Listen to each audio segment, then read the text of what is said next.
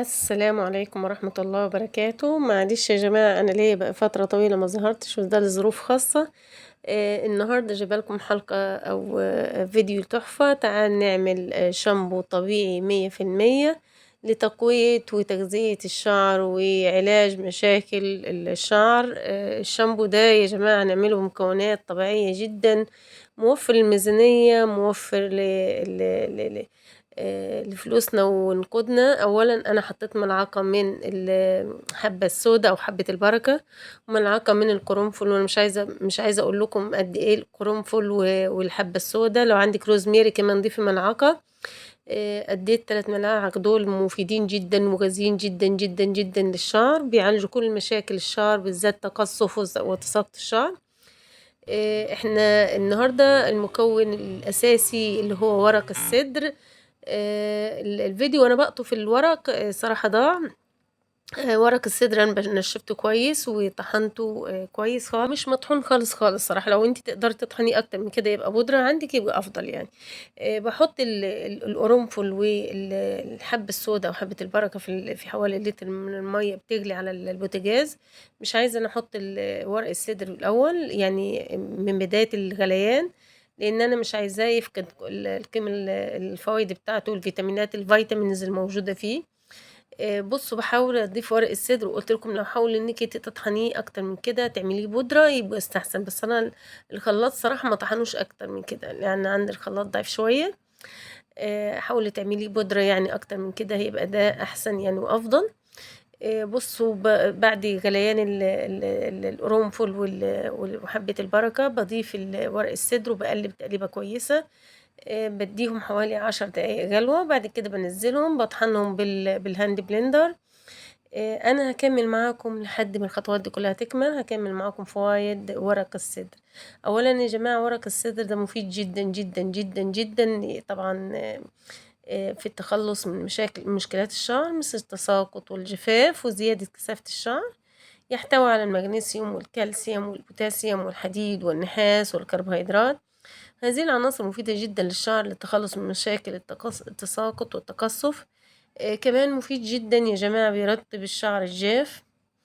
ما تقلقوش من الشوائب اللي في المية دي، لان انا لقيت كام ورقة من الروزميري فنزلتها مع ورق السدر، بس انا يعني كام حباية من ورق. بحاول ان انا بص يا جماعة، انت هنا مخيرة انك انت تعملي القوام سائل أو تعمليه هلامي. ده بتزودي طبعا في كمية الصدر. وبصوا ورق الصدر مجرد من أنا أنزله في المية بيعمل رغوات ازاي، هو فعلا شامبو طبيعي ومفيد جدا للشعر. بعد كده بقول لكم يرطب الشعر الجاف. ورق الصدر ده بيرطب الشعر الجاف، مفيد جدا في تقوية الشعر الجاف وحمايته من التساقط. بيساعد على لمعان الشعر الجاف وجعله ناعما. بيعالج الشعر التالف الناتج عن جفاف الشعر. كمان يا جماعة مفيد بيغذي بوصيلة الشعر ويقويها. مما يساعد على في التخلص من تساقط الشعر. كمان بيقوي بصيلات الشعر الصغيرة. يخلصنا من القشرة. مفيد جدا للقشرة كمان، يعني احنا هنعمله شامبو ممكن نعمله ماسك على فكرة. يعني بالطريقة دي انا لو القوام بقي سميك اكتر من كده انا ممكن اعمله ماسك، يعني ممكن كمان اخلطه مع الحنة حلو قوي. لو انا بصوا الحنة طبعا بخلطها بالمية الدافية دفيان بسيط وبحط عليها ورق السدر، بعملها ماسك او بعملها بحني بيها الشعر. طبعا انا هنا بضرب القوام كله، يعني ما صفيتش الاول، قلت انا هطحن القوام بعد كده اصفي يعني.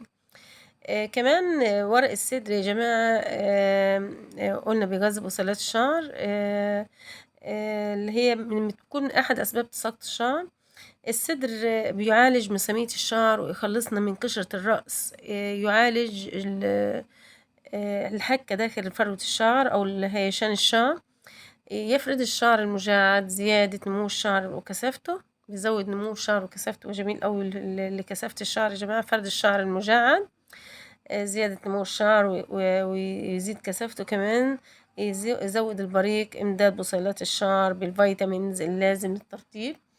بصوا يا جماعة وانا بضرب طبعا شايفين، انا مش عايزة اقول لكم قد ايه بصوا انا صفيت على فكرة المكون، وبرضو معلش الفيديو اتلخبط معايا شوية وانا بصفي، يعني الفيديو اتلخبط معايا شوية، فما جبتش التصفية، لكن انا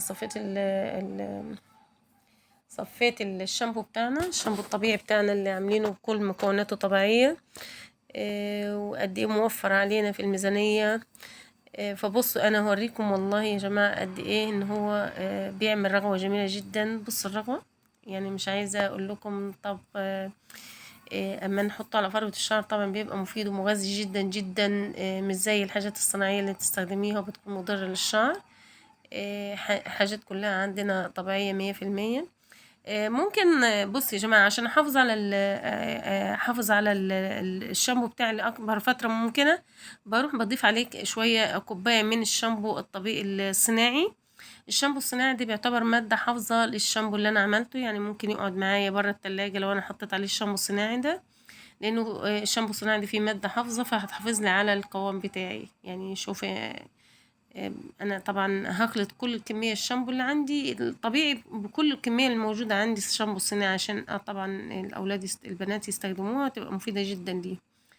الفيديو حلو قوي، وان شاء الله هتجربوها هيعجبكم اكتر. انا قلت لكم ممكن ان انت تخلي القوام اسمك من كده اذا انت بقى زودتي في ورق الصدر.